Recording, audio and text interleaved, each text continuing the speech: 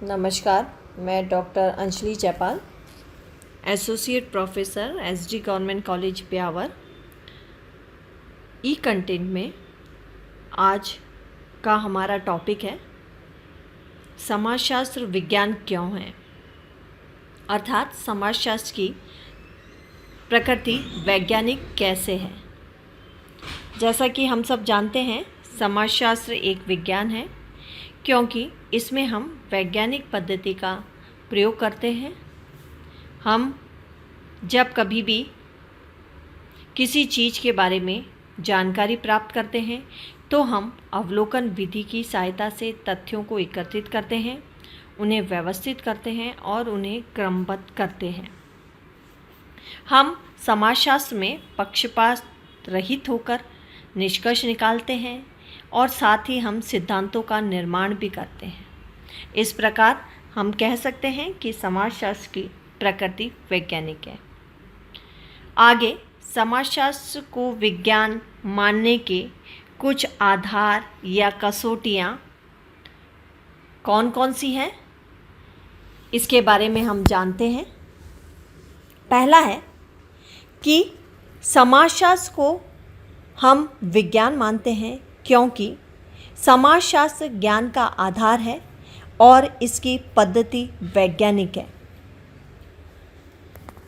समाजशास्त्र में हम तथ्यों के संकलन के लिए वैज्ञानिक पद्धति को काम में लेते हैं। मूर्त और अमूर्त सामाजिक तथ्यों के अध्ययन के लिए समाजशास्त्र में हम विभिन्न वैज्ञानिक पद्धतियों का प्रयोग करते हैं।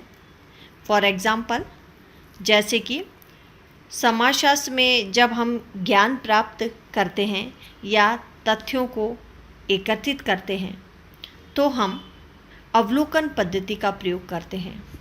हम तथ्यों को एकत्रित करने के लिए अनुसूची, प्रश्नावली पद्धति आदि का प्रयोग करते हैं।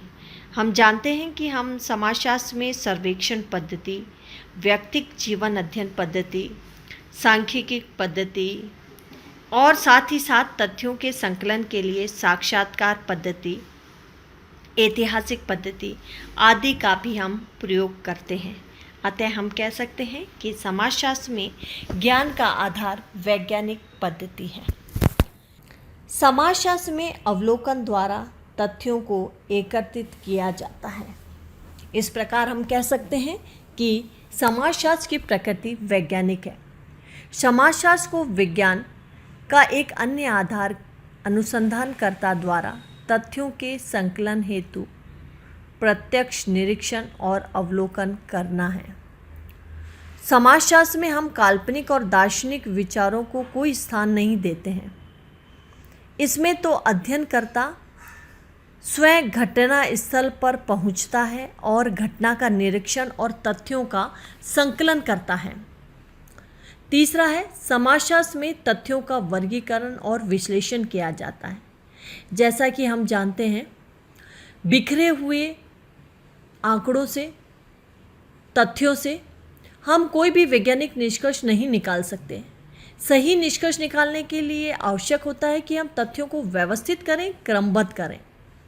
इसके लिए हम तथ्यों को समानता के आधार पर अलग अलग वर्गों में बांटते हैं। इसके पश्चात तथ्यों का सावधानीपूर्वक विश्लेषण किया जाता है, एनालिसिस किया जाता है। समाजशास्त्र को विज्ञान मानने का एक प्रमुख कारण यह भी है कि इसमें सही निष्कर्षों तक पहुंचने के लिए हम तथ्यों का वर्गीकरण और विश्लेषण करते हैं। नेक्स्ट है चौथा, समाजशास्त्र में क्या है का वर्णन किया जाता है। जैसा कि हम जानते हैं कि इस शास्त्र में हम यह विचार नहीं करते हैं कि क्या अच्छा है और क्या बुरा है और क्या होना चाहिए और क्या नहीं होना चाहिए।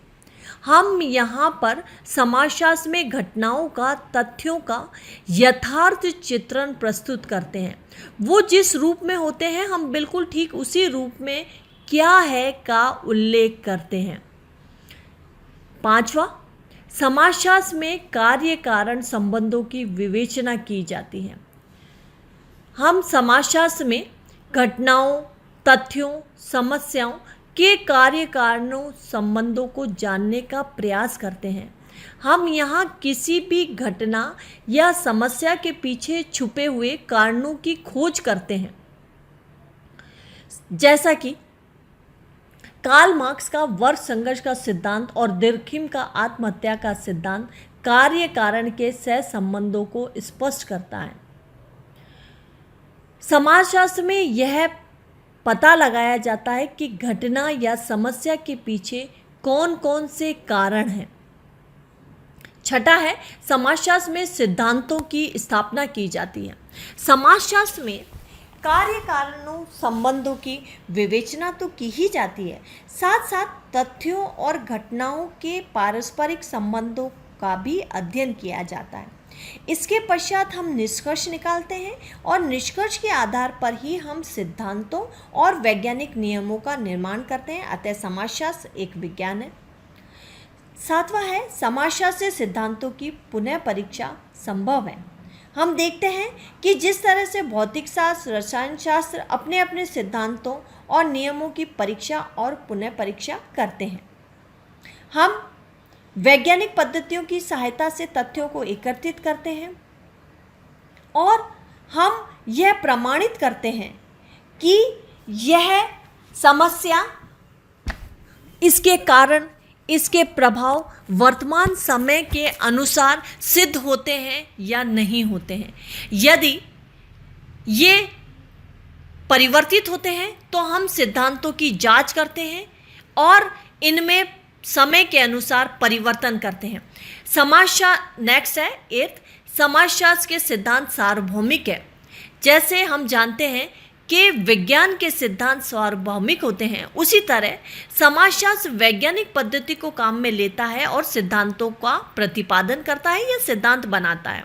ये सिद्धांत सार्वभौमिक होते हैं। इनका तात्पर्य यह है कि यदि परिस्थितियां समान हो तो समाजशास्त्र सिद्धांत विभिन्न समाज और कालों में खरे उतरे हैं।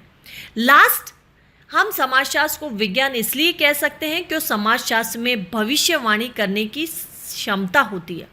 समाजशास्त्र क्या है के आधार पर क्या होगा को बताने का प्रयास भी करता है। यह भविष्यवाणी करने में समर्थ होता है। समाज में वर्तमान में होने वाले परिवर्तन को ध्यान में रखकर हम ये बता पाते हैं कि भविष्य में क्या होगा, जाति व्यवस्था किस रूप में होगी, परिवार में कौन कौन से परिवर्तन होंगे। अतः इस प्रकार इन सभी बातों को देखकर, इन सभी विशेषताएं के आधार पर हम ये कह सकते हैं कि समाजशास्त्र एक विज्ञान है, इसकी प्रवृत्ति वैज्ञानिक है।